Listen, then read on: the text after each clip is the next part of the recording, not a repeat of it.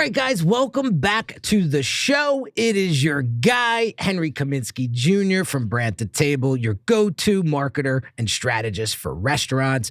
We have another amazing guest today.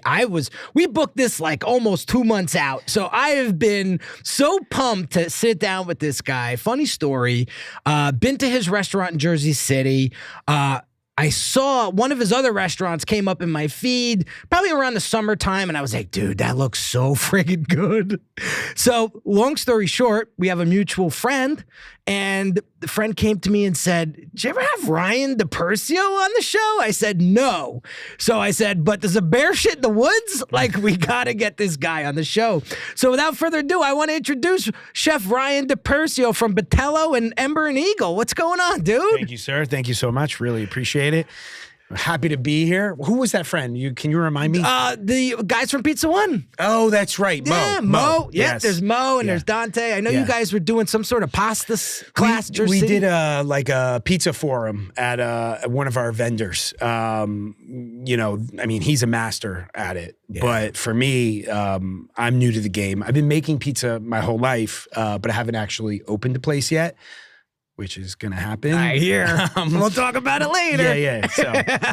But anyway. You're a Nutley guy, man. Like, it comes very natural to you guys, right? Yes, 100%. And quite a few chefs have come out of Nutley. Jamie Knott, obviously, who helped me open Fascino in 2003. It was just him, just the two of us cooking on the line for the first year.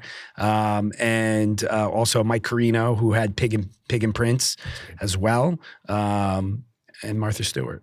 Hey, just Martha Stewart, right? Though, if you really look into the story, I think she was there for a very short period of time, but hey, let's live with it, If Martha lived in Nutley, she's from Nutley. Let's run with it, right?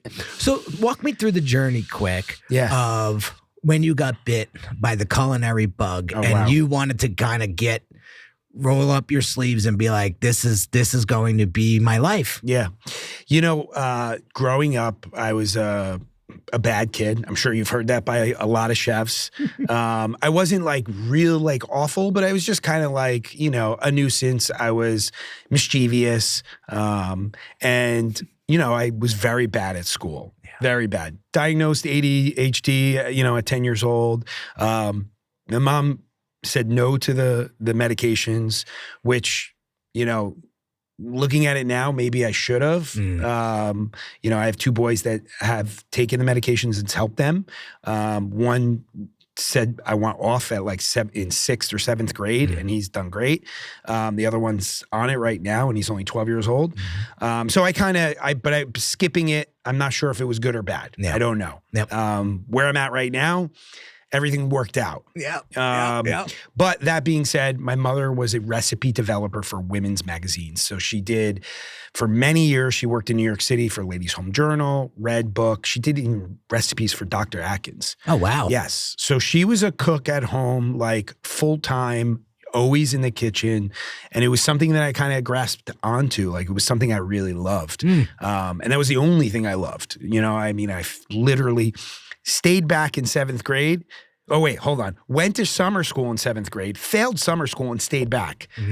And then I took some kind of some kind of test at the end of the 2nd, 7th grade. And they let me skip and go to 9th. I never went to 8th. Oh, okay. Which is crazy. I always joke saying my father must have paid them off or something like that. But ended up being back with my grade in 9th, basically skated through high school. I called in as my dad's voice to skip school. I used to hang out with the seniors, go to Sizzler, all you can eat buffet. Yes. I wrote letters. I make friends with the teachers. I was Ferris Bueller, 100%. There were teachers that hated me because I was a wise ass, and then there were teachers that liked me because I charmed them. Yeah. And the ones that I charmed, I would go into class, ask to go to the bathroom, come back at the end of the period, and they'd never say a word. All right. So, where'd you get the personality from? Mom or dad?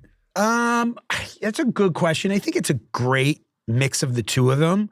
And then, I don't know. I definitely Probably my mother. She's definitely very outspoken. I'm very outspoken. Yeah, it's a good mix. It's a good mix for sure. Yeah, I laugh because my mother and father are like oil and water.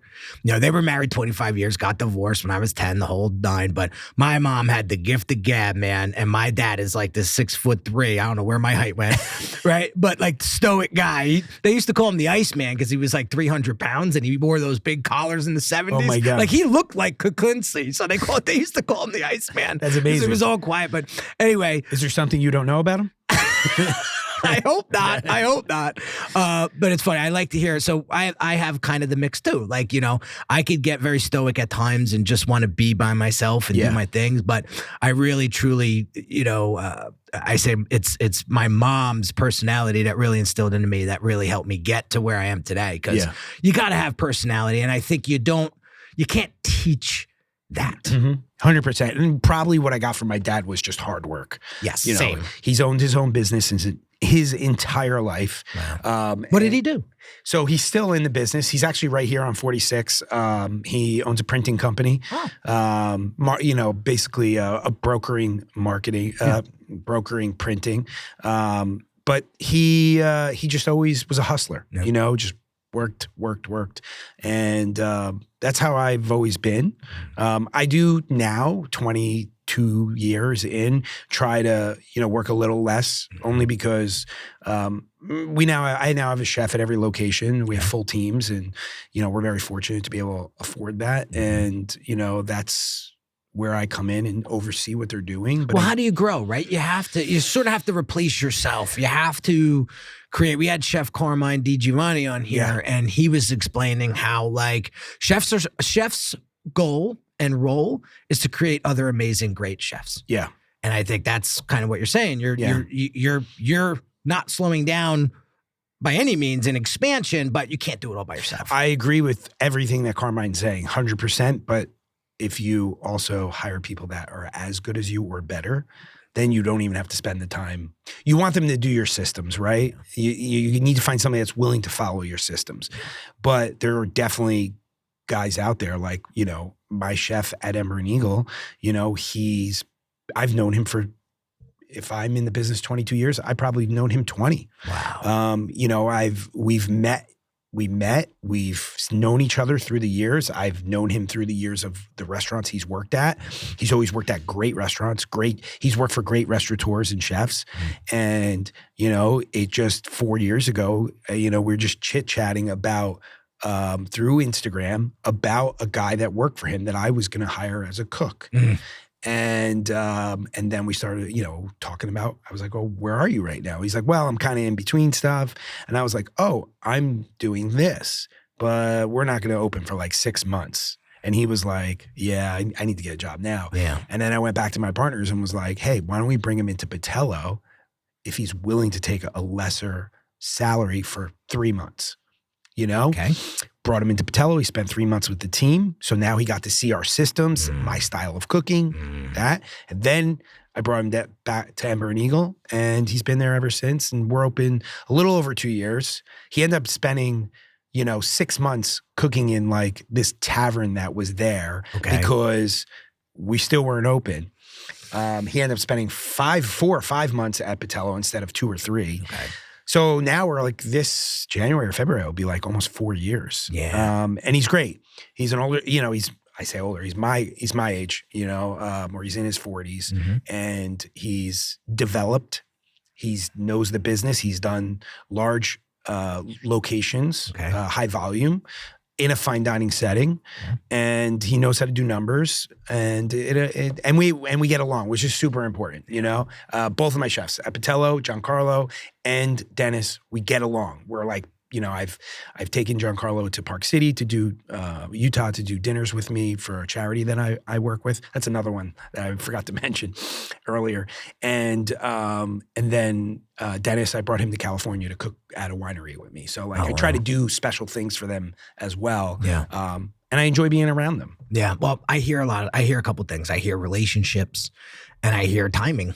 I hear the right place, right time. Yeah. And those relationships, we were talking off camera and I said, how I'm doing what I'm doing today is based on the relationships I built 16 years ago. Yeah.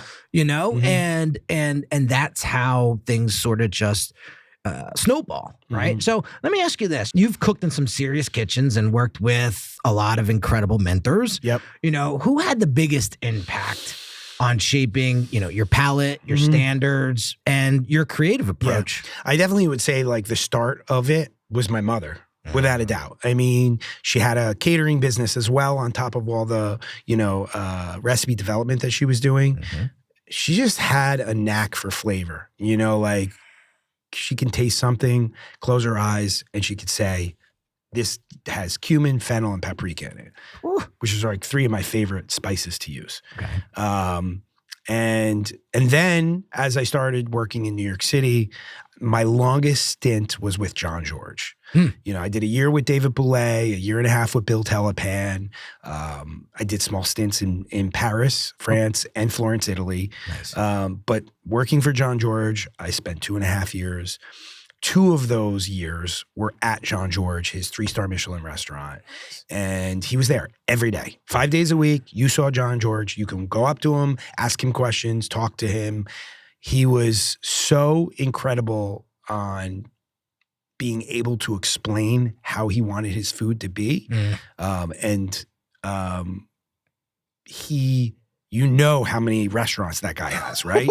I mean, he's probably got, and I could be wrong, but maybe 40 or 50 around the world. And if I walk in and see him once every 2 years, how you doing, Ryan? With his French Alsatian accent, but he knows everybody, and that's super important. Absolutely. Absolutely. So let's talk about leadership and building culture, because that's something that I think is extremely important in this industry. The turnover is absolutely insane. And so you've built some great teams inside of 2 very different restaurants, right? What does great leadership look like to you in the kitchen and in the front of the house? So, I mean, being a leader is, it's changed for me. You need to make sure that your team trusts you, right? Making sure that you spend time to show them things, being willing to do what they'll do.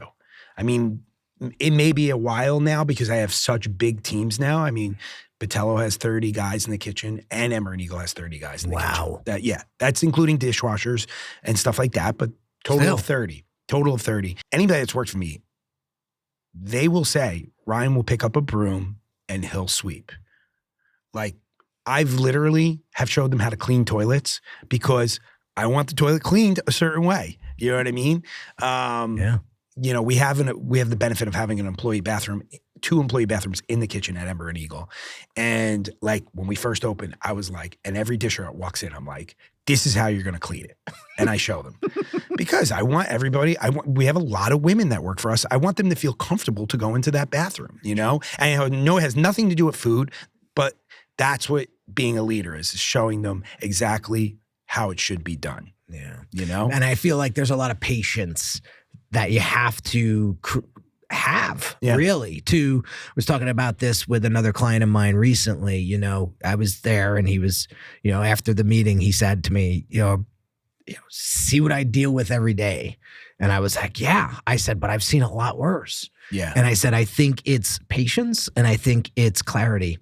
And I was like, I got to stay in my marketing lane and branding lane. But I could tell you on the upside, I've been around enough where I could say, you got to tell them the reason why. Why is it so important? Yeah. Right? The reason why you want your bathroom cleaned a certain way is because you just said it. Yep. You want women to feel comfortable in there, right? So that's so important. When you forget to give them the why, it's easily missed. It's easily forgotten, right? So, all right. So let's talk about this for a second. What's something you believed about leadership early in your career that you no longer believe today? Well, that's what I was going to get into, and I'm glad you asked that question because when I was young, anybody will tell you that worked for me at Fashionneau in Montclair, my restaurant that I had for 20 years, I was an ass. I'm trying not to curse. I was not nice. Okay. I thought that yelling and getting in their face and trying to scare them was a way to get them to not do things. And it took me probably close to 10 years to figure that out, that that's not the way. You know, and you know the saying, right? You can catch more bees with honey, right? So yes, my leadership skills were very poor. I once threw a spoon at somebody's head. Oh, Jesus. And I meant to throw it at their legs. And it slid. It slid out and hit him in the back of the head. Oh, geez. Chris, I'm sorry. You know, he's a family friend. And we laugh about it now, but it wasn't funny back then. Right. You know, so. Because everybody's watching, you know, I feel like, you know, I hear this a lot, like your team is going to watch how you blow your nose. 100%. Yeah. Right. Yeah. We had a sous chef recently yell at a dishwasher in the middle of a busy service, and rightfully so for him to be upset of the situation, but he handled it in the wrong manner instead of just, you know, taking it offline, you know, later and being like, you know, because honestly, when you sit somebody down and you say, you know, what you did was wrong. It's unacceptable in my kitchen. It can't happen again. Mm-hmm. If you say that more than 3 times and you don't fire that person, it's on you that they're in your business. I agree. You can't be afraid to let go of people that don't fit. Yeah. Yeah. And you think I remember we had a guy at Battello that was one of the baddest cooks. And I mean that in a good way. Like he was a badass. Yeah. He can cook anybody underneath the table. But he was an asshole to everybody, and he was an alcoholic.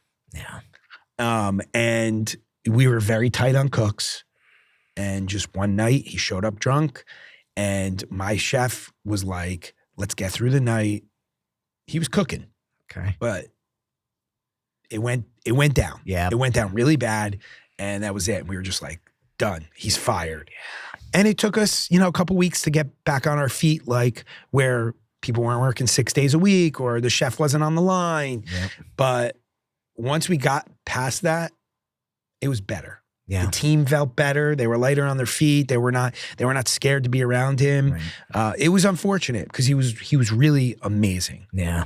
I hear a lot, hire slow, fire fast, and remove the cancers immediately. Mm-hmm. And I think that's what you just got to your wit's end and said, you know, this is not acceptable and you have to make those moves. But I love what you said. It's on you. Yeah. If you don't make the move. 100%. Right? You can't blame it on anybody else. Nope. So when you're hiring, what qualities in a person do you most look for? And how do you keep your team aligned with those standards? So when I interview people, I start with the basics, right? Like I'll be like, you know, where did you work? You know, do you own your own knives? What favorite thing do you cook at home? What's your favorite cookbook? I have like these set lines that kind of get you the basis of who that person is. Mm-hmm. When the conversation veers off with, let's just say, Michael White's cookbook's my favorite. And I go, oh, I love Michael White's cookbook. Have you ever tried to make his bucciate? And they're like, yeah, it's crazy. The conversation spins into our love for food, right? And then you understand that the person there sitting across from you loves what they do. So whenever the conversation gets off of my standard questions and it's a flowing conversation, I know that person is in line with me. Got it. Right? And then it's just a matter of, you know, day to day, making sure that your team is following the protocols, you know, and showing face. Yeah. Yes, I have 2 restaurants, right? But I'm at each of them every single week. I probably spend more services at Ember and Eagle because it's newer. Battello's 12 years old. Mm-hmm. But that team at Battello had me there for 10 of those 12 years. You know, so it's just kind of like self-sufficient. It's totally self-sufficient. Yeah. We have a very strong team. The entire line of cooks, I'd say 80% of them have been there for years. That's great. Years. That's great. That's huge. And you have to be able to pay them. Yeah. My hourly wage may not be as high as the guy down the block, but I give overtime. Okay. The guy down the block doesn't give overtime. There you go. And there is a give and take on that. I've had cooks come in and be like, oh, Ruth Chris across the street pays me $25 an hour. I'm like, yeah, what time do you come in? They're like 3:30. I'm like, oh, so you set up the station. He's like, no, I walk in, the station's set up for me. So we have family meal, and then the bar opens at 4:00. So we start then. I said, so you know how to make a bordelaise sauce? Well, no, it's made for me. Do you understand what I'm saying? Yep. So all of my cooks know how to cook. Yeah. They know how to prep. They know how to make each sauce. They know how to cut. Yeah. They know how to, maybe some of them know how to butcher. Some of them don't, but we're teaching them. How much do you sleuth on their social medias? Because I know I was just reading the book, Death of Hospitality. Which one's that? That's Mark Baralowski. I think he's the guy that owns, and I could be wrong, so please correct me if I am. He owns Mezcal. Mezcal in 618. Correct. I actually just saw that he had a book come out, and I was like, oh, man, I got to get this. So he was talking about... he's been to Ember and Eagle. Nice guy. Yeah. And I'm digging into the book, a couple of chapters in, and I just love what he's saying. We're definitely aligned. I definitely want to have him on the show. So if you know anybody, I'm going to have him. I can introduce you. Oh, that'd be awesome. I know his chef. Oh, awesome. I would love to have him on the show because I feel like you're talking about alignment. Yes. I mean, what he put in this book is... You ever need to be introduced to anybody? I'm the mayor of New Jersey culinary scene. All right. I can get to anybody. All right, good to know. But he talks about how resumes are kind of like, he doesn't really put a lot of weight on them because it's like, it's everybody's, fashion shot, right? It's everybody's headshot. Yeah. He goes to your social media and he digs into your social media because that's when you really put your hair down. Yes. Right? Mm-hmm. And he, and it's your true self, right? And he says, I could tell. I have done that. I don't do it for everybody. I should. That is an excellent... It was a great idea, and he looks for personality. He said, "He says you can't teach work ethic and you can't teach personality." Yeah, and I firmly believe that. And so I thought that was a nice little tip because a lot of people put a lot of weight on these resumes, and the resumes are just kind of fugazi, if you ask me. Yeah, you know, any sort of things you do at pre-meal, pre-shift that stands out for you that has a great effect on your team. I would say. It's everything. So when I walk in the building, if you walk by me, I say hello to you. I don't ignore anybody. From hostesses to dishwashers, porters, cooks, managers. I feel that I take the time out to say hello to everybody, ask them how they're doing. How was your day? How was, blah, blah. I also, in pre-shift, I just try to explain to everybody about, caring, like being proud of where you work, being proud of what you're serving, being proud of your performance at the table. Huge. That's huge. You have to walk up to the table, and I always tell my staff, women or a man or a woman, I say, pretend like you're flirting with somebody. Oh, I like that. That's what it is. You're there to charm them, right? Yeah. I walk up to the table. I'm smiling. I'm asking how everybody is. Has anybody been here before? How can I help guide you through the menu? Yeah, that's huge. You're a trusted advisor. You're a guide first, then you serve. Yeah, and stories. I love stories. Stories are everything. Everybody wants to hear about my pecorino zeppoli that were made because my mother had the zeppoli on the menu at Fascino, our restaurant in Montclair, and I took her recipe and I omitted the sugar, added pecorino to make it savory and salty, and then we serve it with prosciutto and Calabrian chili honey, and it's a great snack. Oh, man. I'm not the first restaurant to do a right, but I know what I'm getting next. But you know what I mean? Like, guests love that. And if you are, somebody I know, I'll walk up to the table with that in my hand, tell the story, and their night is started. That's it. My mini vacation from all my worries has started. Yes. And that's the idea. Yeah. You're walking into a restaurant to get rid of all the pain and worries that went on that day. That day. Yeah. Right? That's why you have a nice cocktail, right? You cozy up in the corner with your girl or your man and, you know, you're there to get away. Yeah, that's awesome. That's awesome. I'm going to shift gears a little bit, talk about some marketing and branding stuff. Okay. Because I feel like you have a nice pulse on this because I look at, you know, and listen. 20 years. Right. 22 years. Right. So running a great restaurant today means, you know, being a chef, being a marketer at the same time. So how has your approach to marketing evolved over, you know, the last few years? Not being afraid to get in front of the camera. I think that's super important. You know, I think you have to practice. Sure. Without a doubt. Sure. You don't want to be awkward. You want to flow. Don't be afraid to do it 20 times. We just did a video at Battello a month ago because we were giving away tickets to our Battello New Year's Eve party. Okay. Tickets are on sale now. You know, when I was doing the video, I had to do it like maybe 6 or 7 times because I forgot what I needed to say. Sure. And, you know, you have to just be like, you can't quit. You just got to be like, do it until it's right. Correct. You know? Correct. And I do it all the time. I mean, I do little videos. Like yesterday I did a video just because we were closed because someone bought out the entire building for the night. Oh. 32-person party bought out a 50,000 square feet because they didn't want anybody in there. Okay. I'll take it. So, but you know, it was just like, hey, we're closed tonight. Yeah. Come back tomorrow and we have live music by so-and-so. Yeah. You know? Yeah. I think it's, you know, putting yourself out there, letting people know about what you have to offer. You know, when I opened 22 years ago, you were judged by your review, right? Yeah. Whether it was New Jersey Monthly, most importantly was the New York Times. Yeah. You know, I got 6 or 7 months into Fascino, I got an excellent, which was the one below the best. So it was extraordinary.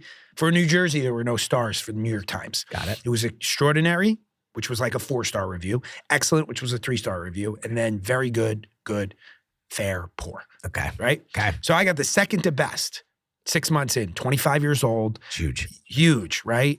The restaurant was packed every night. And, you know, coming from the world of New York City, the New York Times review, which was the Wednesday review, that's where you got 4 stars, 3 stars, 2 stars. And I religiously got that. Every Wednesday, I was like, I got to read this. I got to read this. And when we got ours, it was just like huge. Now, and I'm not knocking it, I play the game. It's content creators, right? Content creators are the people who bring butts to your seat. Now, also your reputation, right? So I've created a reputation for the last 22 years, but you know, the content creators that are coming and talking about your food, it's huge. And it's opening the gap.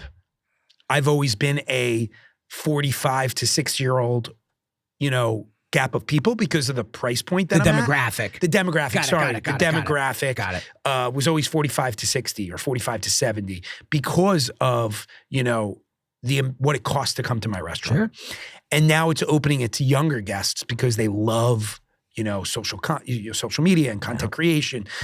So, you know, I just recently had these 2 guys in, Eric Hammer and Tipsy Critic. 2 awesome. I know Kyle. I don't know the other guy. Yeah, both great. Kyle and I have become like friends. Like I actually had dinner with him at 130 Club. Nice. Great spot, by the way. One of my favorites. Awesome burger. Yeah, I got my 2 favorite restaurants in Bergen County are Verona and which is in Norwood. Okay. You don't know it? Well, my cousin lives in Norwood, but I haven't been to Verona yet. Without a doubt, the best Italian overall. Service, food, Tommy the owner and Giuseppe the chef. Giuseppe's from Del Posto. Okay. All right. He was a sous chef, I believe, at Del Posto. I'm going there this Saturday. Like best, without a doubt, best Italian. I could try it. And then 130 Club is like super sexy date night. Yeah. I recently went to Capon's, which is also very good. Okay. As well. Okay. I know he just opened up in the Riverside Square Mall. Yes. So, we had to check. I haven't Beautiful been there restaurant. Yet. Really, really good food. Really. I love his energy. Yeah. Guy brings it, man. Oh my God. His energy is big. He was there both times I was there. Oh, nice. Yeah. Great guy. Super. I mean, he's a New York City chef that's been talented and known for his style, Lord Fishburne and stuff like that. Yeah. I'm falling off of your question because we're talking about food. Yeah. Well, I'm going to shift gears. So, another question when it comes to marketing, every restaurant has that growth lever, right? Yeah. They haven't fully tapped yet. Yeah. What do you feel is the biggest opportunity for your brands right now if you could wave a magic wand? Honestly, I'm going back to the social, content creation, social media. That's what I'm trying to do now. Like I think if I can make a magic wand of, being able to do more videos, I think people want to see you cook. They want to see the food. I've noticed that the growth of my videos, or I should say the interaction is all about when I'm cooking and talking about something that people love. Yeah. Also the magic wand would be just to continue to give amazing service. Like, just knock it into. I say this over and over again. I dine out a lot. If I go to a restaurant that the food is just very good, but I walk in and they know me because I've been there before. They remembered my birthday, like just all that stuff, like great service. Yeah. You'll never hear this from any other chef. Great service trumps food. It's the truth. Yeah. I believe it. People just want to be taken care of. Now, I'm not saying it trumps bad food, but if food is just very good. Got it. That's the difference. And the service is awesome. Yep. You have the golden ticket. Yeah. Now, if you have excellent food and excellent service, another golden ticket for sure. Yeah. But if you have excellent food and the service is mediocre, it's just. You might have heard this on a previous episode, but this is a great. I have to plug this in here. So you talk about great service, right? Mm-hmm. And the restaurant knowing you kind of before you go in, right? Mm-hmm. So funny story, we had Chef Frank Falvine from Rails. From Rails. Yeah. His episode's going to pop after this. So I go to Rails. I haven't been there in a while, and I have an open table resi bio. Okay. That I fill out. Exactly. Right. And I fill it out. Right. And mine's pretty extensive. Like you have to take off birthdays and stuff, right? Yes. Because we just recently realized that because if you put your birthday and it stays on there, the restaurant thinks it's your birthday every time you come in. Yeah, that's not good. Yeah, no, that unless you're kind of finagling it. Yeah, finagling it. Yeah. But so long story short, I have this profile, and I was still with the restaurant group as CMO at the time. Okay. And so they give Frank the ticket. And because he flagged the reservation before I got there. Yeah. And he came over to the table. Now, I'm trying to remember if I ever met Chef Frank before. And I keep coming up with no. Yeah. Right? Yeah. So I didn't know that he grabbed and flagged that reservation. I had appetizers coming out. Yeah. My wife was like, "What's happening? Do you know them?" And I go, I haven't been here since Dante's baby shower. He wasn't even born yet. Yeah. That's like 10 years ago. Wow. 8 years ago. So fast forward, he says to me, I just read your bio and I saw that you were in the industry and you were a CMO and I had to do something. Sure. Because, you were paying attention to everything. Yeah. But he always busts my chops because my bio is like a Bible. So when they print the ticket out, sometimes the servers are like, do I have to give him everything that's on this ticket? And he's like, no, these are his preferences. It says it right there. But that goes back to service. 100%. It goes back to really taking that extra step as a hostess, front of house person, and looking at that bio. I said, there is so much gold in that bio if they have stuff in there like that. 100%. Yeah. Holy smokes. Yep. So, all right, let's go into hospitality and differentiation because I think this is where the rubber meets the road. Yeah. Right? So you've got two very distinct concepts, right? Mm-hmm. What do you feel truly sets them apart? Okay. And what's the heartbeat of each brand? Wow. That's a big question. Yeah, it's a big question because I don't I don't like to set them apart from each other. Well, they're both fine dining. Yes, they're both upscale. I'd say Ember and Eagle's more upscale than Battello. Okay. Just because of, how do I explain it? Battello's a little louder. Okay.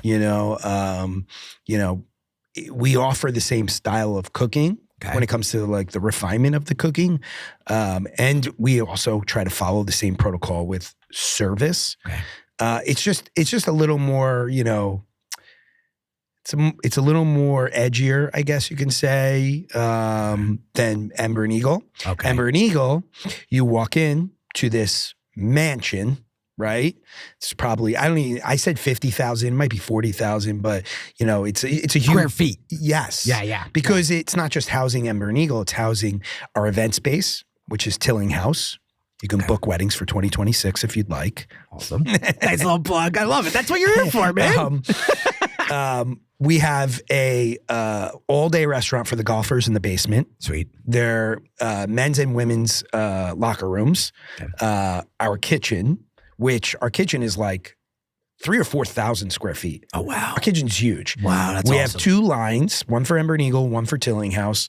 We have 1, 2, 3, 4 walk-ins, and one walk-in has a double walk-in. So when you walk in to the fridge, it's like probably maybe 15 feet by 10 feet, and there's a door in there to a 30 by 30 walk-in. Oh my goodness. It's massive. And it's great, because it helps us keep things organized and stuff like that. We have a pastry room for our pastry chef that's fully air conditioned. Oh, nice. For all the gelato and stuff like that. Yeah. Pastry walk-in, liquor walk-in. So when you walk into this mansion, right, you walk down this beautiful long hallway with this grand chandelier being greeted by hosts, right? Hostesses. Welcome to Ember and Eagle, blah, blah, blah. My reservation's under Henry Kaminsky for 4 people. Mm-hmm. Great. Your table's not ready yet. Can I whisk you over to the bar? Then you walk over to the bar. When you're walking to the bar, you're walking to a parlor room that has a fireplace going, right? You go to the bar. This bar is stunning. 30 seats at the bar, live music going, some tables in there as well. So it's buzzing. To the left of the bar is overlooking the golf course. Nice. Right? So you have a drink, you listen to some live music, then the hostess comes over 10 minutes later and says, Henry, your table's ready. Please follow me. Up the stairs or the elevator. Okay. And then you walk into this 80-seat dining room with high ceilings overlooking the golf course again. And it's an experience before you even sit down. Yes. Right? That's where I was going. So that sets Battello apart. Yeah. But when you get to Battello and you walk in, first thing you look to the left is New York City and water. Yeah. So they're similar in ways because they have grand entrances. Right. But they're same when it comes to what we do. Yeah. And no matter how many restaurants, Joe, Corey, and I, my partners, Joe, Calafiore, and Corey Checkett, it's funny. I get the, the paper, I'm in the paper or I'm the face of the social media. Mm-hmm. But Joe, Corey, the 3 of us have been together for 12 years. And we've been through some good times. We've been through some bad times. Yeah. But we walked through the fire together. Yeah. And it's been great. It's been great, I mean, I don't know if you know that Battello closed for 19 months. For 18 months. The whole pier incident. Yes. Yeah. 3 years into opening, we closed. We lost our biggest salaries. You know what I mean? I was a family of, at that time, I was a family of 4, right? Yes. Yeah. I was a family of 4, Luca and Nicholas. Willow wasn't born yet. And I lost $100,000 of my own cash to stay in with this partnership because we knew that Battello was going to reopen. Yeah. So we tried to open a restaurant in Brielle. That didn't work out because our partners ran out of money. We got out of that. And then we reopened Battello and it was bang up from the beginning. Yeah. And then COVID happened. Yeah, that's fun. But what I will say is Battello was not really affected. We had a long vacation. Okay. Because once they opened outdoor seating, we put 250 seats outside. Ooh. And I'm telling you, Cranked. Monday night, 10 p.m., people were sitting. Oh, dude. Dying to get out. We want That was what I was just going to say. That we wanted to get out so bad. Yeah. You know, we would go out 7 days a week if we could. You know, I mean, seriously. Yeah. So when you look at New Jersey dining today, right? What excites you the most about where the industry's heading? I love the fact that New Jersey is starting to get a name in the culinary scene. I think that's huge. I think that we were not looked at as good food when I first started. There were definitely great restaurants. It just wasn't, you know, it wasn't looked at other than, say, Ryland Inn, right? Yep. You know, what was his name? Craig Shelton opened the Ryland Inn, and he was, you know, a James Beard winning chef, worked for David Boulay, who I worked for, worked for Joe Robuchon. I mean, this guy is a genius. But other than that, there wasn't really anything to really look at other than just traditional Italian restaurants, right? I mean, back then, I started making fresh pasta at 25 years old at my first restaurant. But back in early 2000s, who was making fresh pasta? Just the Italian restaurants. Right. The guy was like 60, 70 years old, behind the line, cranky, but made great pasta, right? But now, pasta's on almost every menu. I know. Every menu, fresh pasta. And I've been doing it for 22 years. Battello has a full-time employee that works directly on making pasta. That's it. That's awesome. And same thing with Ember and Eagle. One single employee makes pasta, and that's your job. That's your job. They work 45 hours a week just making pasta. Yeah, that's awesome. Yeah. So let me ask, before we go, because we only have about 5 minutes left, you have a real charitable heart. And I want to make sure that everyone hears what those charities are and how you support those charities. So I think that's a huge part of purpose. Yeah. I think you have a phenomenal brand, both at Battello and Ember and Eagle. You have a great personal brand. So what are those charities? And if anybody's interested in getting involved, how do they get contacted? So I started about 17 years ago with Jersey Battered Women's Services. That was like my first one that I did a lot of charities, but it was like I showed up, I cooked, I saw people, and that was it, and I went home, right? But then Corey Heyer, who he was the chef at Bernard's Inn for 12 years, 13 years, and he's a good friend of mine. He came to me about 17 years ago and said to me, I would like you to co-chair with me. And I was like, oh, what does that entail? And he's like, well, we're going to have to handpick all the chefs, help organize it and get it ready for the night. And I was like, sure, why not? And we've been doing it ever since. It is, you know, the work involved in it is, you know, getting to the chefs, making sure that one, they'll come, that they'll show up, that they'll cook something different, right? And so the Jersey Battered Women's Services, you can find them on Instagram. I do it every year. It's in May. This second one is Table to Table, which is in Bergen County. It's a food drive. I started co-chairing for I used to do Table to Table years ago as just like a chef that came. Recently, they asked me to start to co-chair. And I co-chair that with Jamie Knott. Awesome. Who has been my friend for 20-something years. He opened Fascino with me, helped me gain that, excellent review. And then so Table to Table's been a couple of years. And then I've been running the New York Marathon for Jar of Hope. They're based out of Asbury Park. They are a food drive. Now I'm getting them mixed up. Duchenne muscular dystrophy. So it's a charity for kids with Duchenne muscular dystrophy. Jim, who is the CEO, his son Jamesy has Duchenne muscular dystrophy. What an incredible story! Because when he found out, they said to him that his son wouldn't be alive past a certain age, and his son's like 4, I believe, years past or 5 years past. That's amazing. But it is, it's a disease that they haven't really found a cure yet. So I've been running for the New York Marathon, but I didn't really enjoy going on Instagram and saying, please give me money, I get it. So I ended up, joining forces with all the chefs from Monmouth County that I love, all the great restaurants.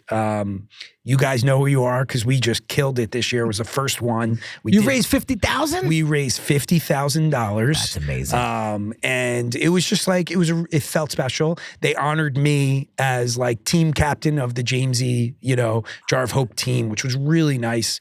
And it just makes me feel good. I said to my partner the other day, I said, I'm going to wake up every morning and I'm going to think about what I can do to be better. Yeah. Because I feel like there were years of my life that maybe I made a mistake. You're not supposed to look back at the past, but my look towards the future is just trying to, look into a better way of handling things, better way of doing things for people.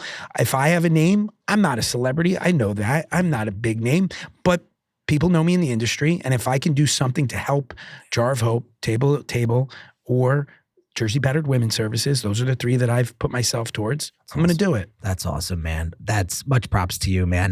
Now everything comes full circle here. You could see the man's purpose, and you could see how dedicated and motivated and passionate he is behind all of that. So 2 quick questions. Yeah. Well, 1 quick question. Who should I have on the show next? Oh, now I got to think. Who should you have next? That was a curveball. God. Should I have Jamie on? Oh, you haven't had Jamie? I haven't had Jamie on. I mean, Jamie he's great. You're not going to fit 45 minutes in with Jamie. Yeah. We'll work on that one. All right. So Jamie, you're coming on next, dude. I'm coming for you. Where can people learn more about you and the restaurants? Yeah. So Battello, we've been there for 12 years. We're in Jersey City in the Newport Pier, modern Italian seafood restaurant and an events venue. We do 120 weddings a year there. Battello JC on Instagram. Ember and Eagle on Instagram as well. We're in Eatontown. We are 5 minutes from the new Netflix studio that they're going to be building, which is huge. We're opening a new place next year in 2026. Haven't announced it yet, but if you've seen my Instagram, you might try to figure out what I'm doing. And then you can follow me, chef_RD, and come hang out with me on social media. Chef. Thank you, sir. Thanks for coming on. It's a pleasure. Dude. What a great conversation. Thank you. There you have it, guys. Another one in the books. Make sure you like, subscribe, review. Make sure you follow this guy. I'll catch you on the next episode. Have an amazing day.